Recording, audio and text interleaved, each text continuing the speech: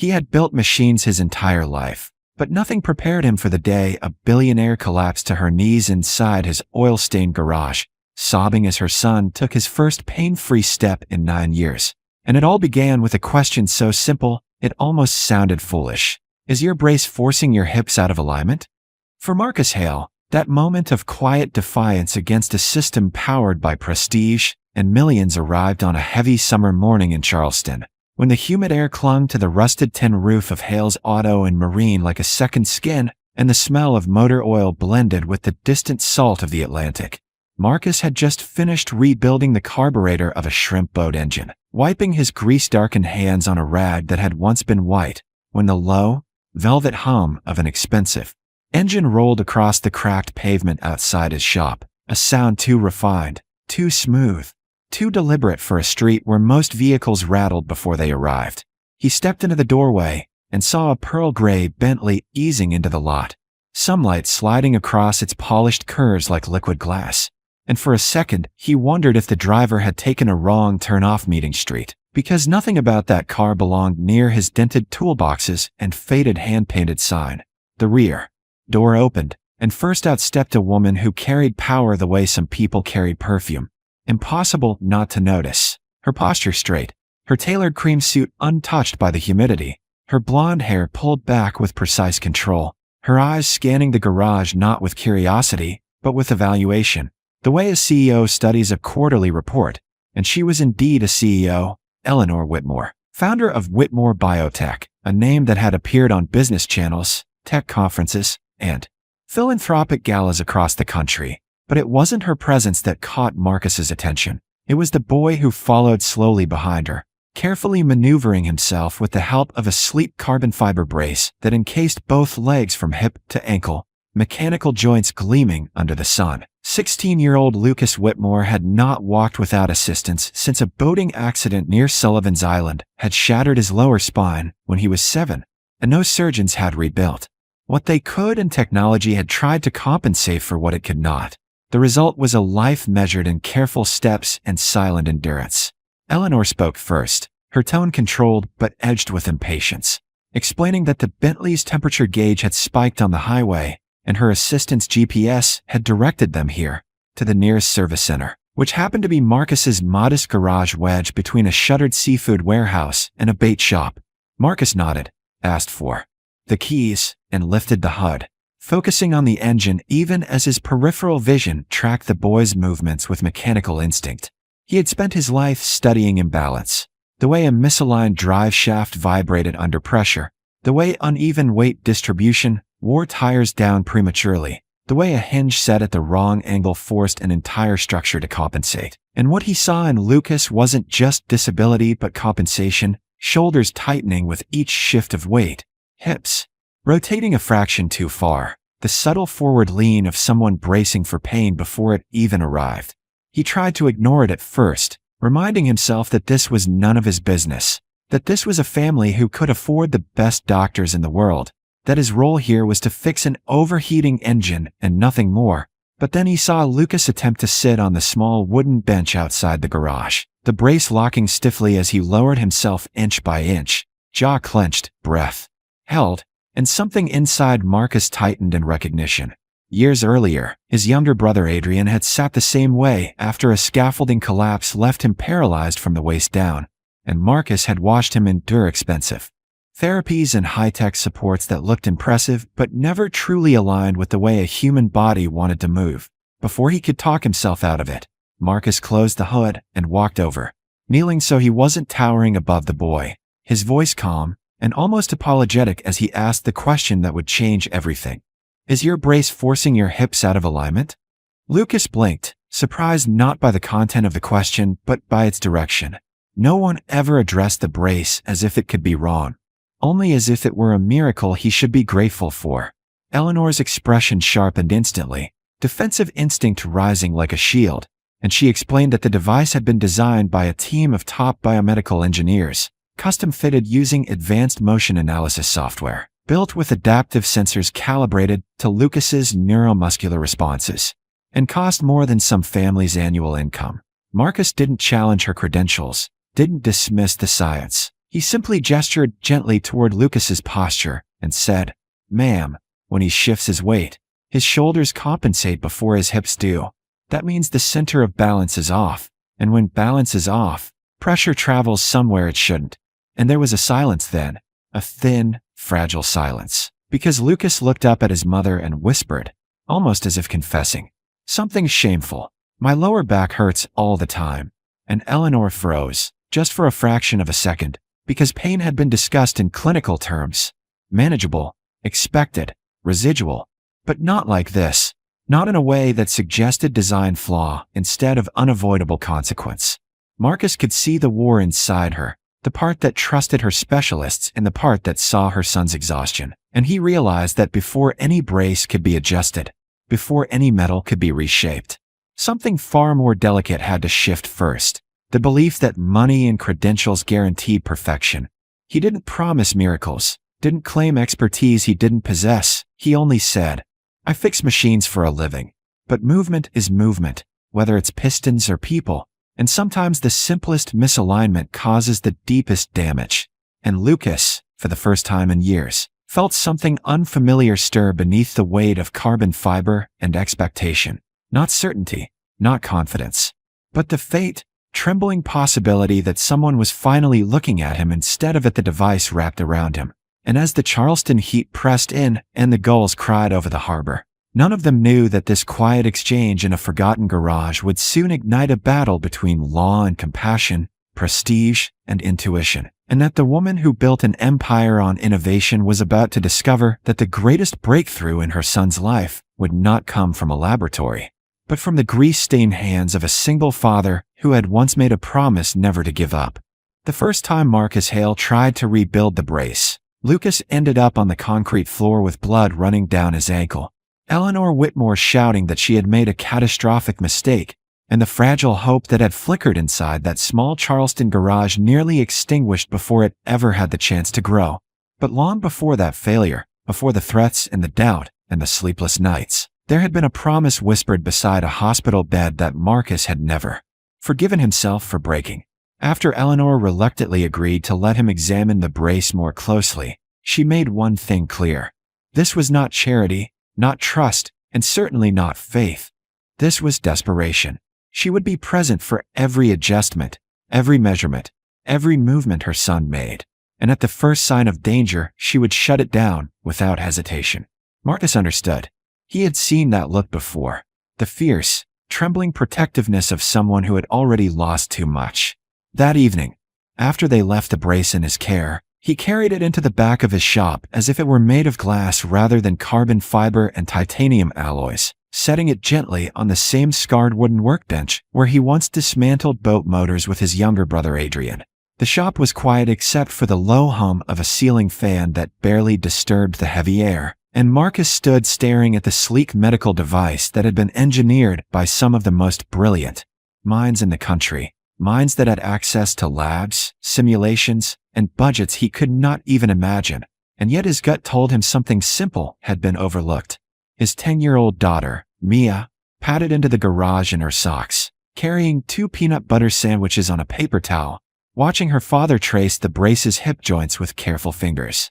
"Is that the boy's robot legs?" she asked softly. Marcus managed a faint smile. "Something like that. Years ago, after Adrian's construction accident left him paralyzed from the waist down, Marcus had spent night after night trying to understand what doctors explained in clinical diagrams, studying online videos about gait mechanics, weight transfer, and dynamic balance, convinced that if he could just align things correctly, if he could just redistribute pressure the way he did with a misfiring engine, he could give his brother relief. But Adrian's lungs had failed before Marcus could finish what he started, and the last words Adrian ever said to him echoed now in the dim light of the garage. "If you ever get another chance, don't stop halfway." That memory fueled him as he began dismantling Lucas's brace piece by piece, laying out the components in neat rows, analyzing the locked knee angle, the rigid hip rotation limits, the sensor modules designed to adjust tension automatically, yet anchored to a flawed center of gravity. He sketched late into the night, recalculating how force traveled from hip to knee to ankle, how a misaligned pivot could send shock up the spine, How the body's true balance originated higher than the brace. Designers seemed to assume.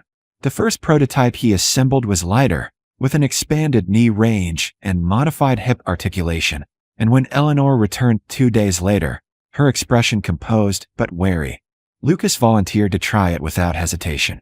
The moment felt suspended in air as Marcus secured the final strap and stepped back. Lucas stood. For one breath, it looked promising. Then, on the third step, a sharp cry split the garage.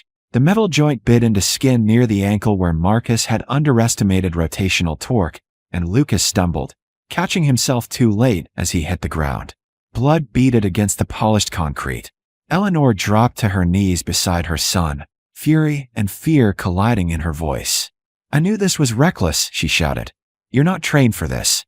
Marcus froze, shame crashing over him with brutal familiarity, the image of Adrian gripping his hospital bed railing flashing.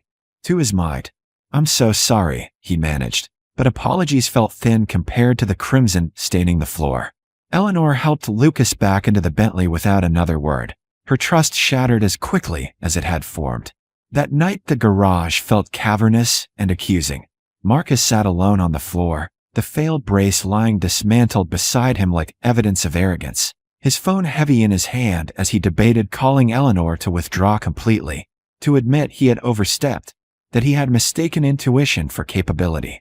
Mia found him there past midnight, her small face serious in the dim light. "Are you quitting?" she asked. He swallowed. "Maybe I should." She considered that quietly. "Did Uncle Adrian want you to quit?" The question landed harder than any accusation.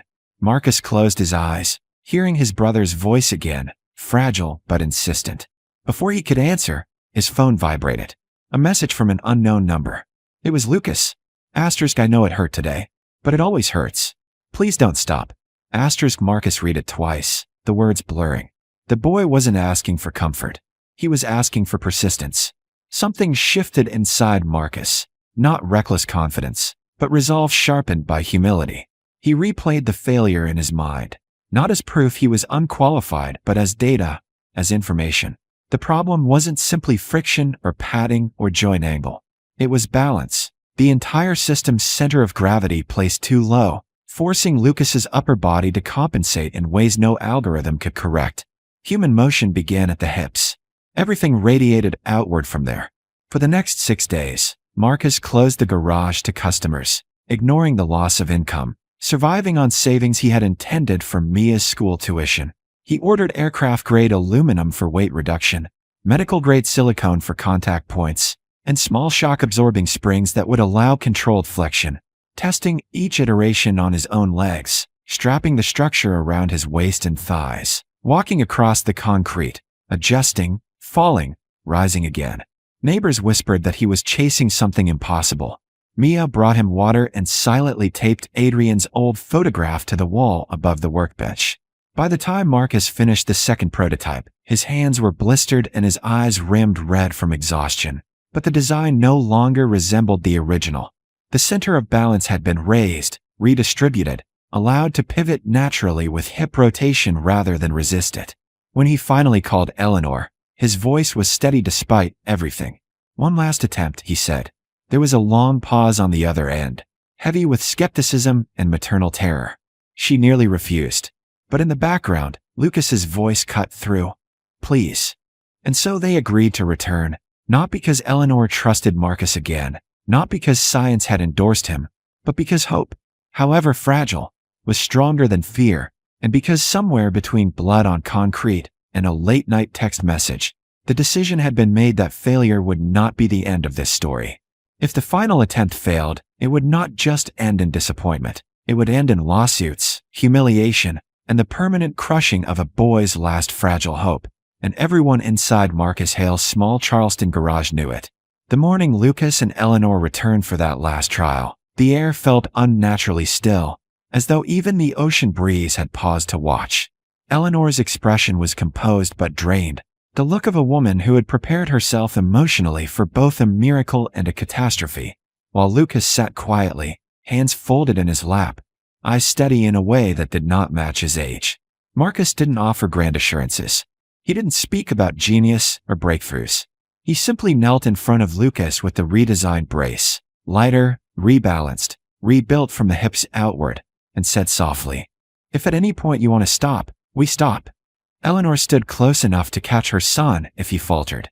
Marcus secured each strap slowly, double-checking the hip pivots, ensuring the dynamic center of balance aligned with Lucas's natural posture rather than forcing him into artificial symmetry.